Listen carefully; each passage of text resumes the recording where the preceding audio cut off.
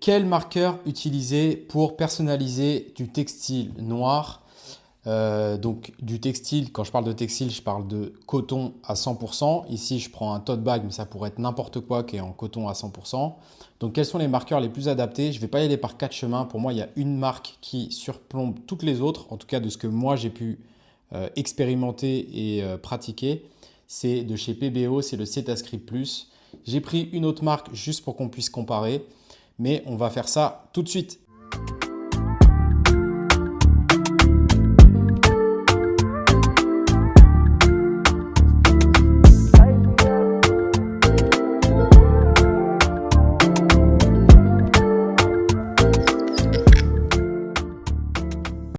Alors j'ai déjà eu l'occasion de personnaliser des tote bags pour des événements professionnels. Je pense notamment à la marque Mage où j'ai fait un événement, c'était à côté de Londres et je devais personnaliser des tote bags dans un magasin pour célébrer la première année d'ouverture d'un magasin, d'une boutique.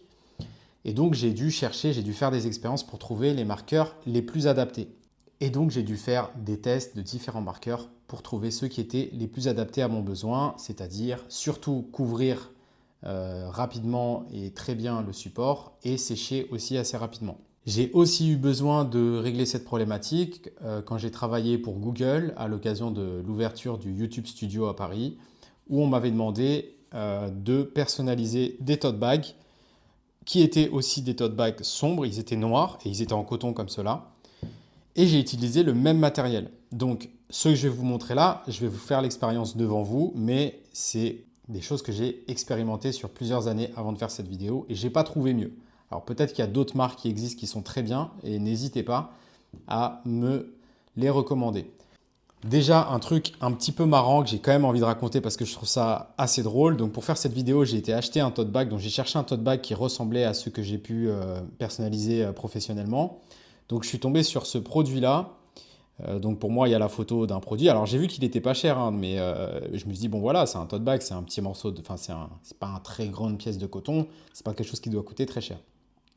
Et donc quand j'ouvre, je me retrouve avec ce tout petit tote bag. Voilà, il est tout mignon, tout gentil, donc je me suis un peu fait avoir sur la taille. Mais c'est pas grave en vrai parce que je trouve ça limite plus joli à l'image, donc c'est une mauvaise surprise qui en est aussi une bonne. C'est juste que je pourrais pas faire quelque chose de très très grand sur la vidéo. Alors premier truc que je fais et que j'avais aussi fait dans la vidéo où je testais différents marqueurs pour personnaliser un textile de couleur claire, c'est de mettre quelque chose au milieu pour ne pas que la peinture que je vais poser dessus transperce et se retrouve de l'autre côté. C'est pas très joli, c'est pas très pro. Donc je mets un carton épais, enfin un papier cartonné, et voilà. Je vais écrire, parce que c'est plus sympa de le voir dans l'exercice de l'écriture. Je vais écrire avec la couleur rose, je vais écrire rose. Avec le blanc, je vais écrire blanc. Et avec le argenté, je vais écrire argenté ou silver, parce que je préfère les lettres silver. Donc, et on va voir comment ça se comporte, on va voir s'il faut que je remplisse plus, etc. etc. L'autre marque, donc Déco-Fabrique, ça je le comparerai de l'autre côté de ce sac où j'écrirai par exemple Déco et pour Cetascript j'écrirai Ceta par exemple. Comme ça on pourra vraiment comparer la différence. Alors pour le rose, ce qu'il faut savoir, c'est un truc qui est important à signaler, en tout cas c'est ce que j'ai vécu, c'est que les peintures comme ça, les marqueurs peinture pour le textile, donc foncé, ils ont une couvrance beaucoup moins forte quand c'est les couleurs, plutôt que quand c'est des couleurs métalliques. C'est pour ça que j'ai pris de l'argenté volontairement. C'est-à-dire que si vous voulez faire un événement ou quelque chose où il faut faire très très vite, je vous recommande d'utiliser plutôt les couleurs métalliques, c'est-à-dire du doré et de l'argenté. Là, j'ai que de l'argenté. J'ai pris le blanc aussi parce que le blanc, c'est l'exercice le plus dur, c'est-à-dire avoir une couleur claire pour repasser un fond foncé. C'est la pire des situations, donc j'ai envie qu'on voit aussi comment ça se passe. Allez, on commence par le rose. Avant ça, je vais étirer le tote bag pour que ce soit le plus plat possible.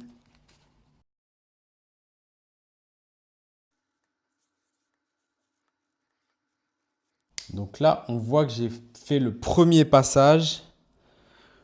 Au niveau de la couvrance, bah, on voit déjà que ça a pas mal absorbé quand même. Mais on le voit. Et je vous assure que si vous prenez, on peut le faire d'ailleurs. Si vous prenez un tissu, un marqueur pour tissu clair et puis que vous faites un trait, il n'y a rien, hein. Il ne se passe rien du tout. Donc on a bien affaire à de la peinture. Je vais pomper encore sur mon marqueur pour avoir plus de peinture qui s'emmagasine dans la mèche. Et bon, bah, c'est de la peinture, hein, donc forcément la deuxième couche crache plus que la première. Et là, j'ai un petit gêne forcément sur le fait que la pointe soit assez large, donc on est un peu plus limité pour la précision, mais c'est toujours faisable. Alors moi, j'aime bien jouer avec la transparence, c'est-à-dire laisser des zones où ça a bu un peu pour que ça donne un petit peu de vitesse et de rythme.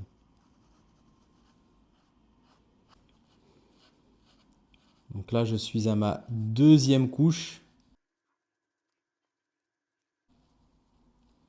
Ah, j'ai du mal à avoir des pointes, mais c'est jouable. Donc vous voyez, quand je veux un trait fin, je frôle le support, et quand je veux un trait épais, j'appuie avec la mèche. Un petit souligné.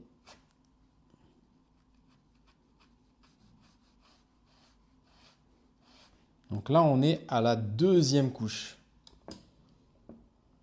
Voilà le rendu. Il est plutôt correct. Il crache pas. Il n'est pas hyper puissant, mais on a quand même du rose. Là, l'idéal, c'est de le laisser sécher et de mettre une troisième couche une fois que ça a un peu séché. En attendant que ma première ligne soit en train de sécher, je vais faire ma deuxième ligne avec le blanc.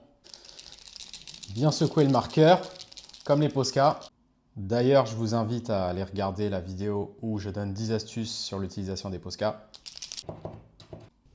Je me suis rendu compte en faisant le montage que j'avais pas filmé le moment où je traçais le blanc. Donc c'est assez simple, hein. J'ai fait 2 couches de blanc. Troisième couche sur le blanc.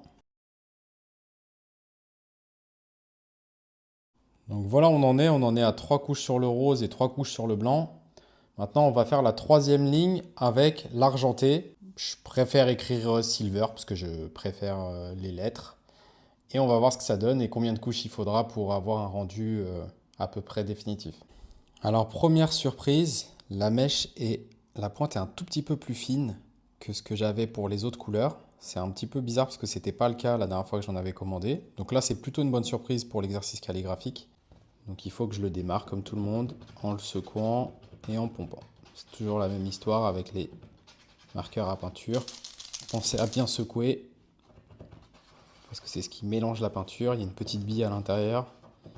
Et sur ce genre de peinture, c'est important de bien les mélanger.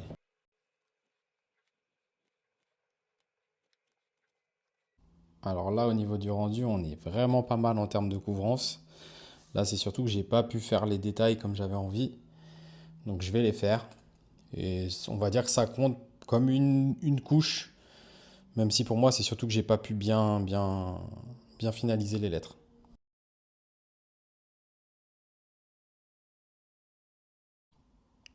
Donc voilà, à titre de comparaison, on est à 3 couches sur la ligne avec le rose, 3 couches sur le blanc, et à une couche, on va dire une couche et demie, 2 couches pour faire large sur le troisième. Mais dès les premiers traits, on le voyait déjà très bien. On a un rendu qui est plutôt joli d'ailleurs. Je ne sais pas si on verra bien la brillance, mais à l'œil nu, ça brille, donc il y a plus de contraste. On va mettre une quatrième couche sur le rose et sur le blanc pour montrer voilà, ce que ça peut donner en rendu final.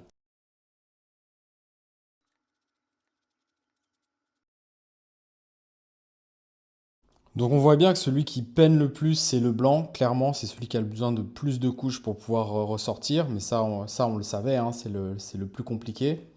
Le rose s'en sort pas si mal, je trouve. Franchement, pour 4 couches, on est vraiment pas mal. Et pour moi, bon, après, c'est d'expérience aussi. Celui qui s'en sort le mieux, c'est l'argenté. Je suis pas sûr qu'il rentre très très bien en vidéo d'ailleurs. C'est bon, on est sec. Maintenant, j'aimerais bien comparer ces deux marqueurs. Donc le marqueur Cetascribe et le marqueur Déco Tissu. Donc l'un de Marvi Ushida et l'autre de PBO. J'ai envie de voir lequel, déjà, quelle est la différence de rendu entre les deux et lequel couvre le mieux. On est sur l'autre côté du tote bag. Je commence avec le Cetascribe.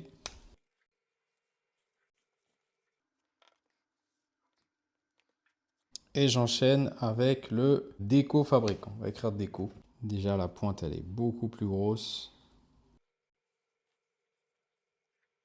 Alors, franchement, sur la première couche, autant le Cetascribe, je trouve que c'est celui que j'utilise tout le temps et comme je vous ai dit, je l'aime beaucoup.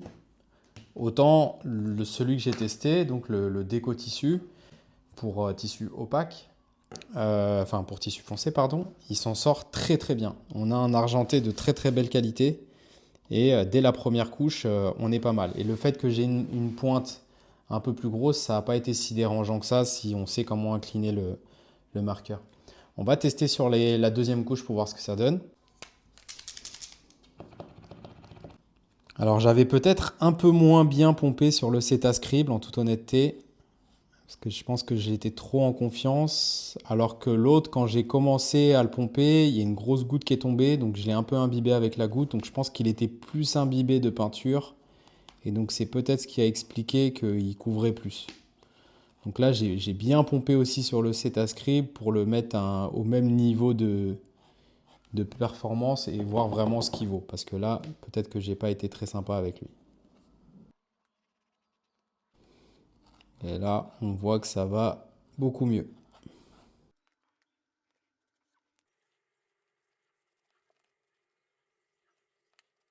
Alors, en toute lucidité, alors comme vous le savez, moi j'ai mon préféré entre les deux. Mais clairement, on a le même type de rendu. Même la brillance, on est peut-être un tout petit peu plus brillant chez Cetascribe en haut. Mais franchement, pour la différence, pour moi, on est assez similaire. Donc voilà pour les tests sur le tissu foncé. Très important, une fois que ça a bien séché, c'est de le repasser avec un fer à repasser. Ne mettez pas le fer à repasser directement sur le tissu, mettez un tissu en papier, enfin un mouchoir, entre la peinture, le tissu et votre fer à repasser de manière à pas l'endommager. Et voilà, une fois que vous avez repassé pendant 10 minutes, ça sera fixé, ça ne bougera plus.